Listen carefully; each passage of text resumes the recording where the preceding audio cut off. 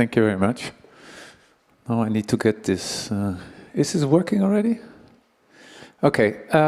First I want to clear up something. I'm not the head of urbanism anymore at the Academy in Amsterdam anymore, since a year. So just also I have a successor which is doing great work. Her name is Anna Gasco. So just to do that. But that doesn't mean, the fact that I left the Academy doesn't mean that I'm not thinking anymore on how architecture and also our cities should work. When I got the invitation, I was triggered by the title of the conference, and sometimes the title is also immediately the kind of reflection on what you want to talk about. So the title is Live In. I thought what triggered me most was actually the hyphen in between, and so my talk will be about the hyphen between live and in, between living and housing. And that actually brings me to my first question.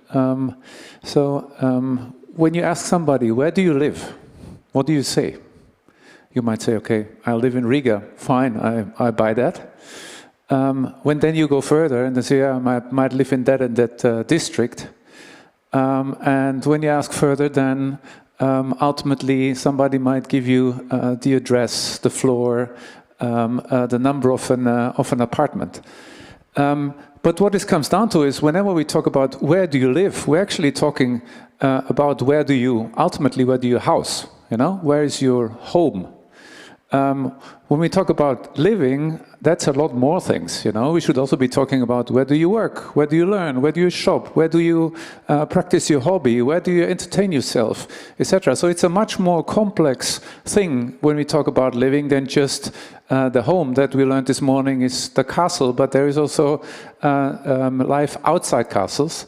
And this is what I want to also kind of look into and how this has developed. So my lecture is a bit about, the history of the development of the hyphen between live and in, and then a sort of a speculation as to what we should be looking at going forward.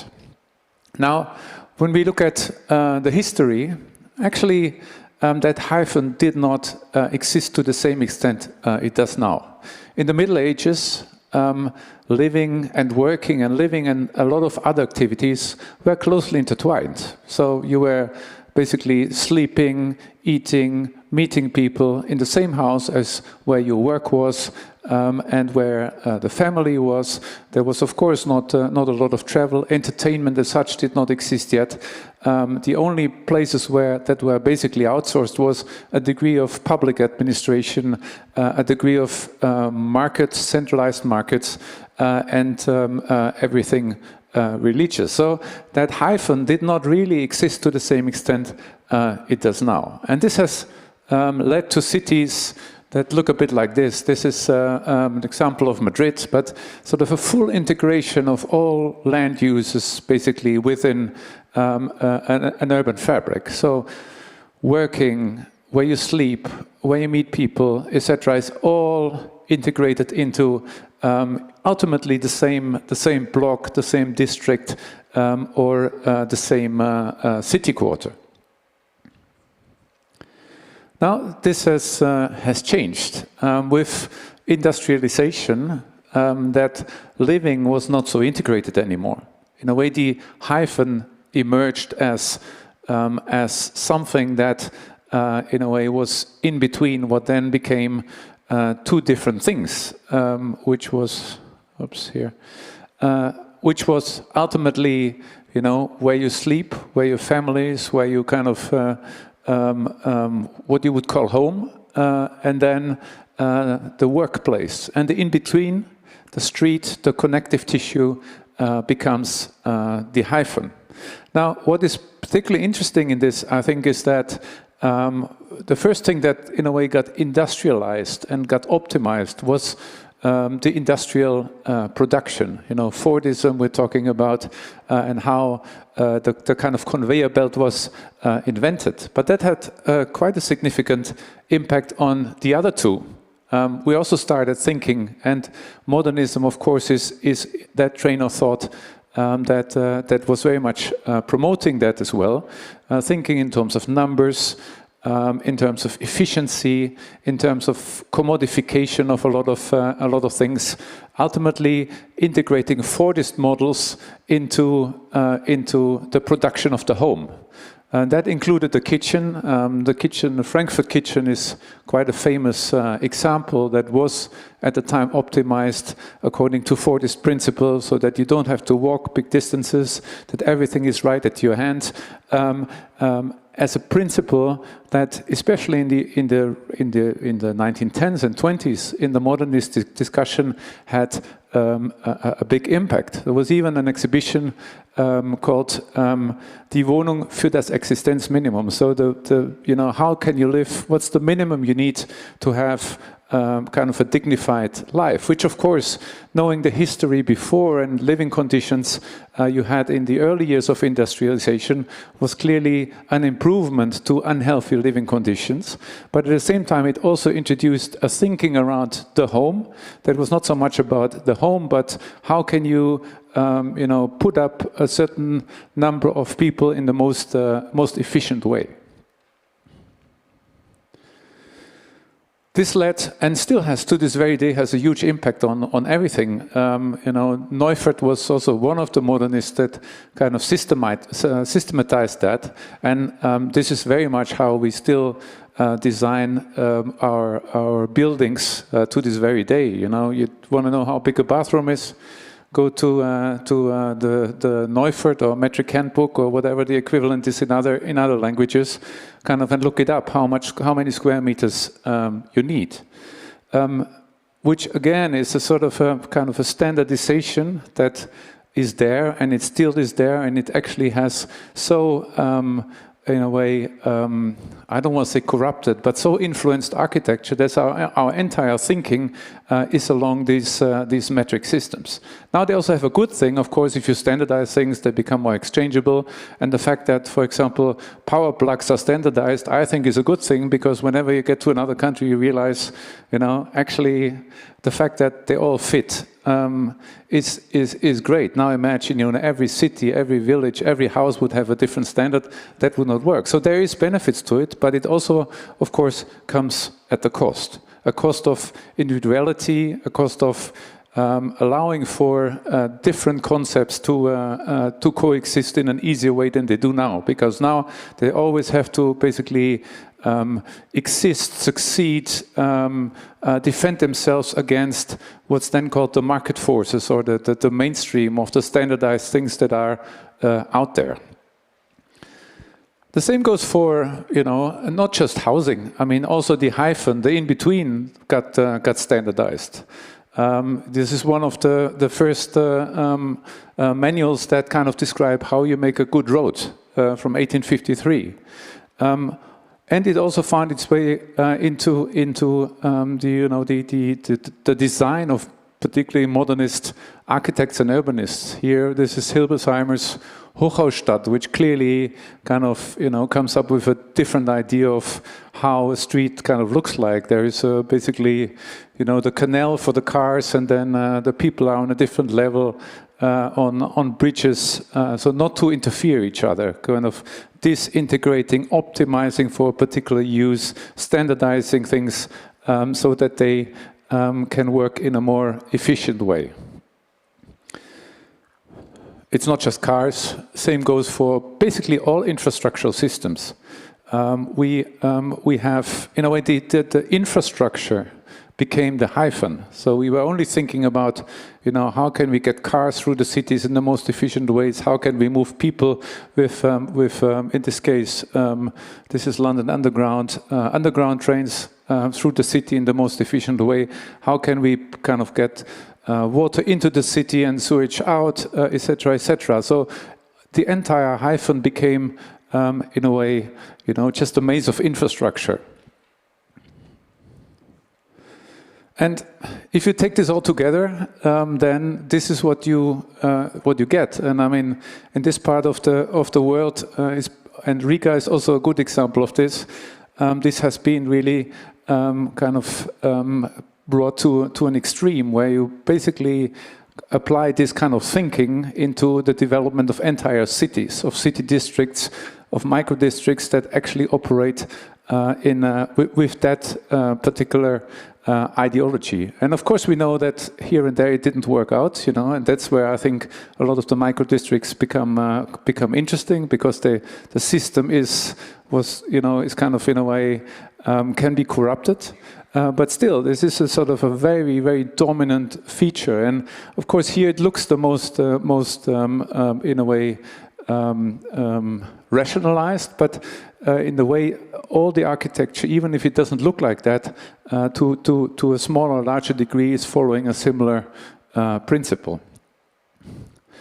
Now, we have to be honest to ourselves. It actually helped solving a real problem. So, after World War II, there was partially through destruction, demographic changes, people moving to cities, was a housing shortage that we managed to resolve in basically all countries in Western Europe, all countries in the Soviet space were actually facing the same challenge. And this approach allowed us to deal with a problem, so that by the 1980s, this housing question was, or the shortage of housing was, had been addressed using that principle.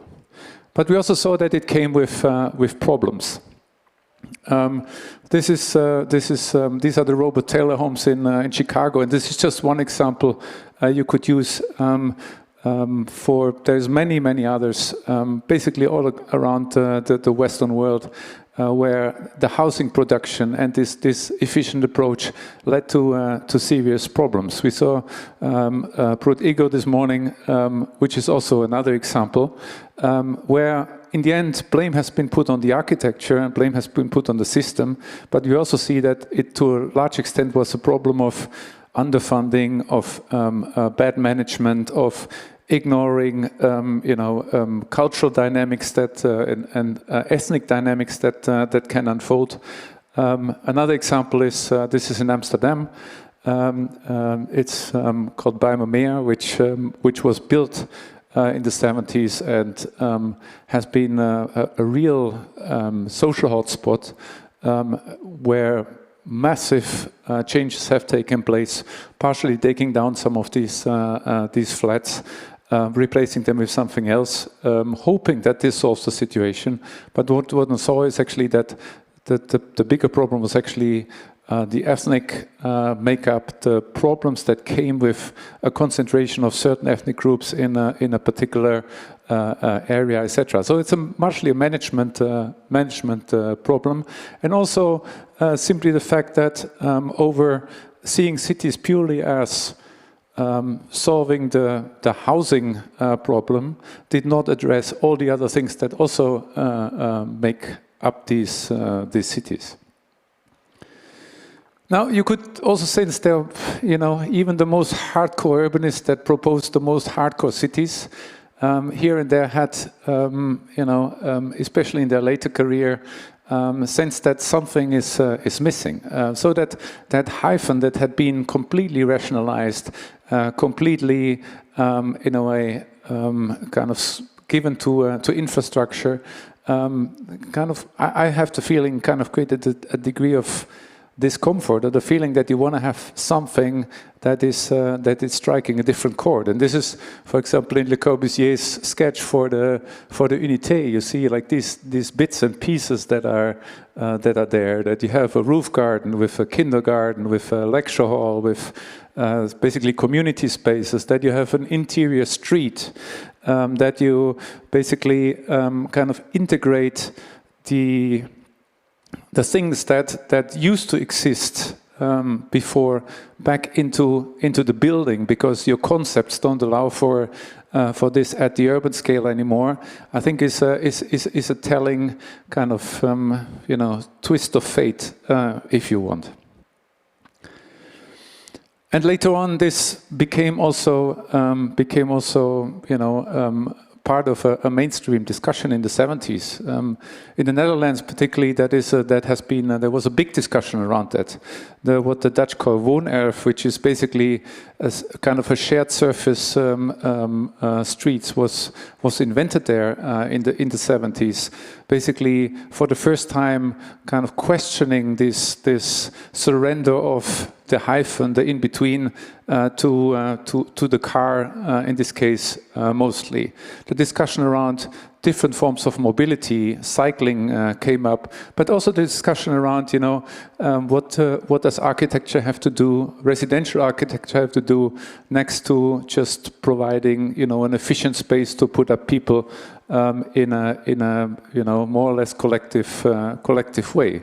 And these are results of this. And then it's not in Amsterdam in the center, it's not in the city centers, it's actually in kind of places typically tourists don't go, but they're hugely interesting. This is an example in Zoetermeer, which is one of the new towns lying between the city of The Hague and Utrecht, right in the middle. Where attempts were made on how can we actually embrace a different kind of efficiency, but also a different kind of understanding of what that in-between could look like. So some principles that Hilbersheimer had also came back, still there were cars, and cars were kind of an important thing, but we raise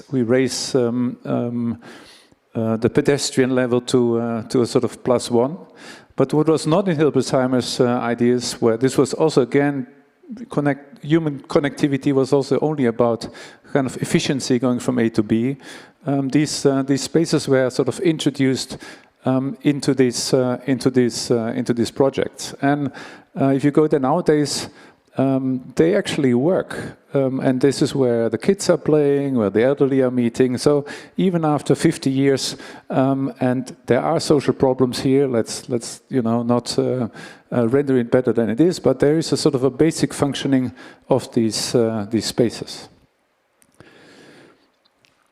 So, and I mean, just to give you an idea of the scale of that change, this is numbers I got from the Netherlands.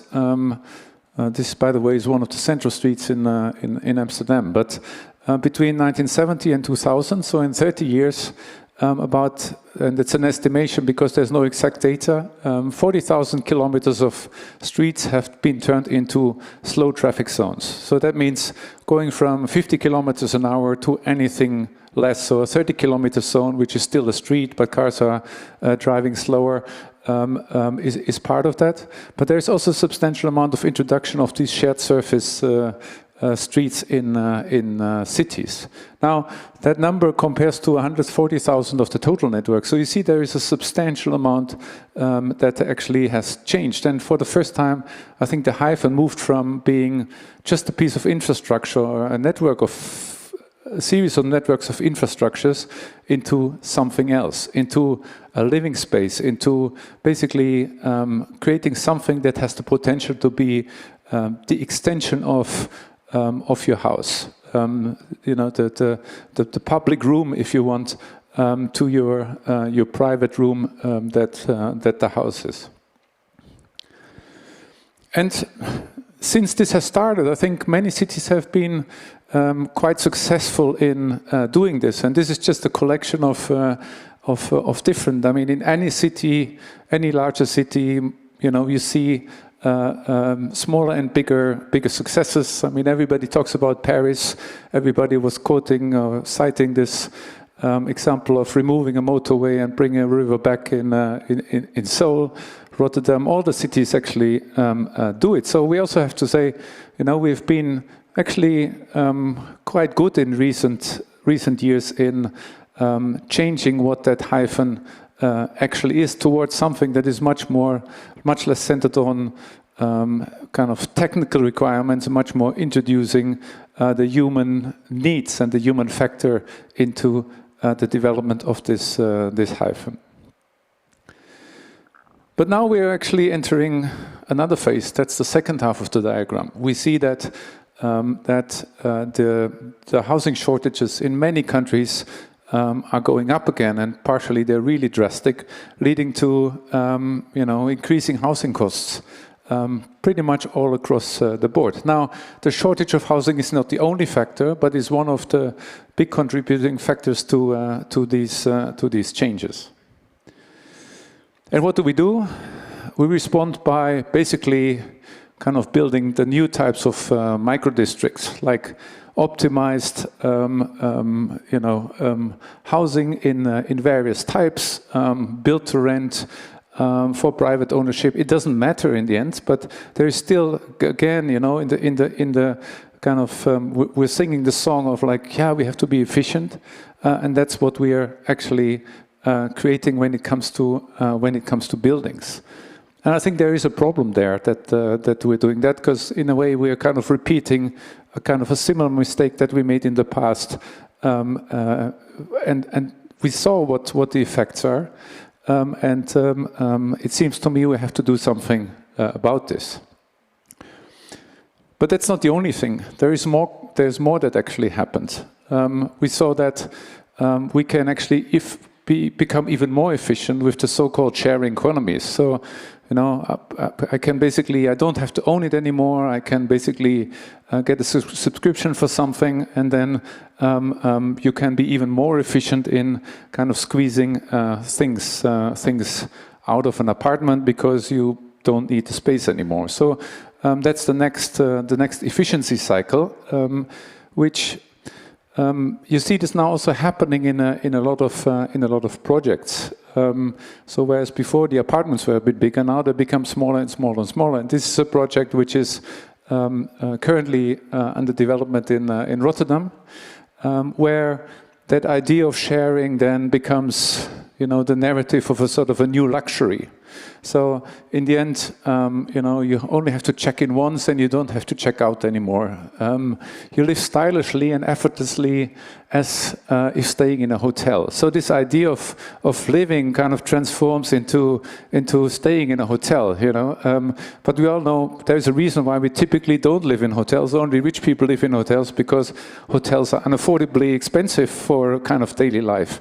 And of course there is the same problem there. And to make things even better, you have an app where everything is within reach. So all problems basically solved.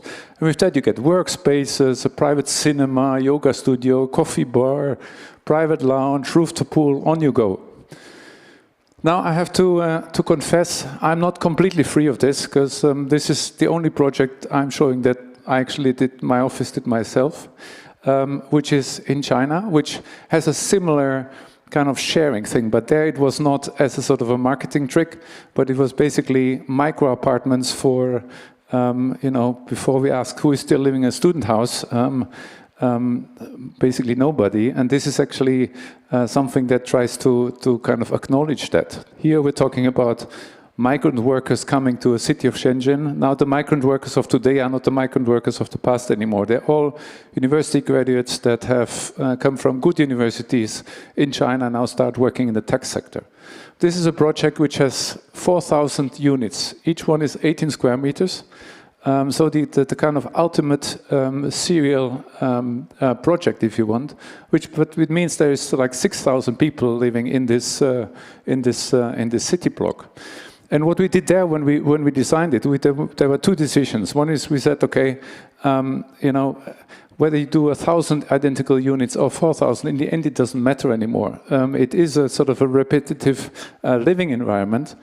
But at the same time, we really want to put focus on what can be shared, and not only be shared by these 6,000 people living here, but also can be shared by the whole city. So what can a project actually give to the city?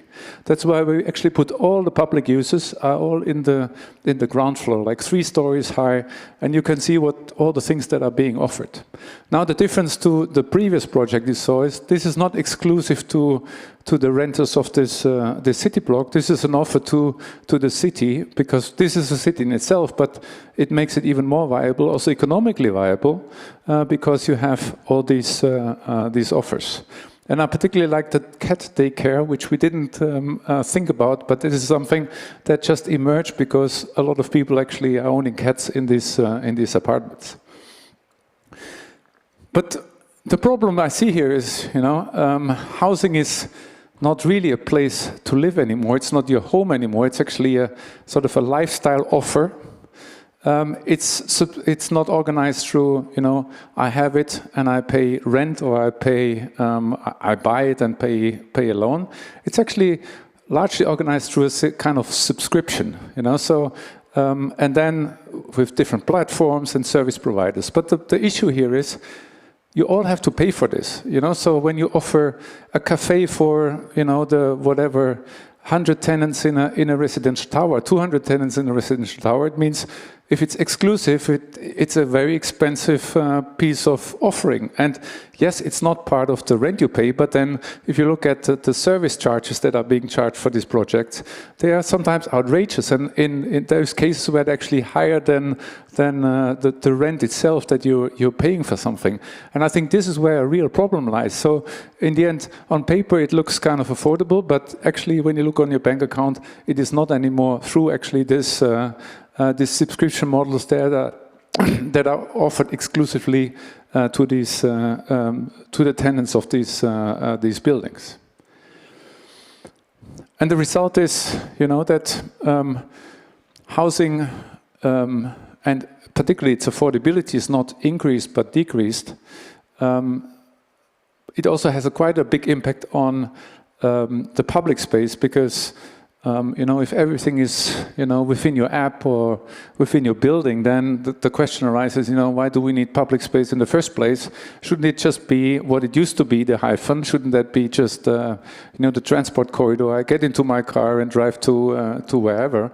And the other is, with less and less people in the streets, we know that it feels less safe. So the question arises again that we already had in the past, what is public space? What is its value? And the other is that, and we see this already happening in places where you have a lot of gated communities, is that society dissolves into sort of different lifestyle environments that less and less are engaging with each other. Now, I want to make a proposal for the hyphen of the future, and I think because it really worries me when I see where we're heading at the moment. We see there is an enormous need for a lot of things that we need to deal with. I mean, Jürgen Habermas was mentioned this morning. I think without this a real public space, a space where we can all meet unconditionally, unfiltered, uncurated, we simply don't know, we don't exist as a society anymore. We exist as different bubbles, but we're not existing as societies anymore. And of course we see what happens in social media if there is no commonplace anymore, and if we don't have a public space anymore that really is shared by everybody, then very soon I think that the whole principle of democracy will be at risk. Of course, mobility plays a role. We also saw through COVID, how all by a sudden that space become important as a device for public health. Speaking of public health, sport is of course also something. We move less and less. We have to do more. That's another, in a way, public task.